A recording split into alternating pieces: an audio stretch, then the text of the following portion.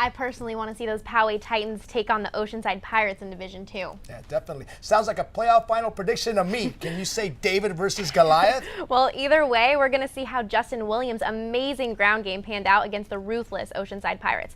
Oceanside had 2 pick sixes last week against La Costa Canyon, one for 12 yards by Micah Holder, then a few seconds later, a 43-yard play from his brother, Elijah Holder. Nice.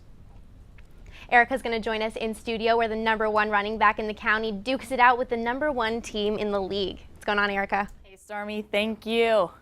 I went out yet again covering the Oceanside Pirates, who are known for sailing through the county, defeating every team in their way. Last week, Dominic Whitner called Justin Williams a beast. Was he able to run 200-plus yards again? Will the Wildcats claw their way to victory, or did the Pirates throw them overboard? Let's roll those highlights and find out. Before the game, I was able to catch some action shots of the El Camino Wildcats warming up before kickoff. Going into the first quarter, Tofi Pow hands off the ball to Ty Cottrell, who runs it in 16 yards for a touchdown, 7-0 Oceanside. Next quarter, Tofi Pow again launches the ball to Micah Holder, 45 yards down the field to make the score 14-0 Oceanside. Going into the second quarter, Tofi Pow throws the ball 44 yards down the field to Ty Cottrell, who makes the score 21-0 Oceanside. In this next play, quarterback Tofi Pow throws the ball to Micah Holder, who jogs it in for a touchdown, 28-0 Oceanside. Quarterback Tofi Pow pitches the ball to William Goley, who runs 25 yards into the end zone and trips, making the score 34-0 Oceanside. During halftime, the El Camino Band and Color Guard were able to put on a fiery performance, but they were not able to amp up those teams enough, making the final score 34-0 Oceanside, 0 El Camino. I was able to catch up with Ty Cottrell after the game.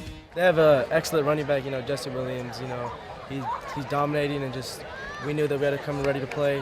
2 years ago they shocked us on this field, so we knew we had to be ready. And during the week we had a good practice. And so we had an injury, Jace Whitaker, so we knew we had to step up for him. So there you have it, folks. The Oceanside Pirates have done it yet again, showing up, conquering, and they took home that W, extending their league record 4-0 with a bye in the first week. As for Justin and the Wildcats, they just didn't have that chemistry they normally had to play and dropped their record to 2-2. They will be facing Patrick Henry in the first playoff game set next week. Stormy, back to you at the desk. Erica, I didn't notice any second half highlights. What's going on with those teams? Yeah, I was really surprised at that too. When I was watching the game, they were not able to, they were holding off each team. One team was holding the other. They just stayed at midline. No one was able to get any footage or scores. So, scores stayed at 34-0. Great. Erica, Oceanside's just been so dominant. Has anyone got a chance against that team? You know what? I don't know. I love watching the Oceanside games. They are amazing. I love all the boys just rushing the ball, throwing it. I mean, they have some pretty high, yardage when they throw that ball. I love it. So they have really good games, and I'm excited to see what they do in league. Thanks, Erica. Yeah, you're right. Tofi Pow's got an arm for days. That kid's got so much talent. They got so many weapons. The UN's going to have to sanction that team. I know, you're right. We've got Ty Cottrell, Tofi Pow, Jace Whitaker, William Goley, who plays on both sides of the ball. That kid gets picks, sacks, everything. It's crazy. It's amazing. I mean, when they took on La Costa Canyon, I was expecting maybe a 7-point game, 3-point game, but 56-0. I mean, wow, who let the dogs out there?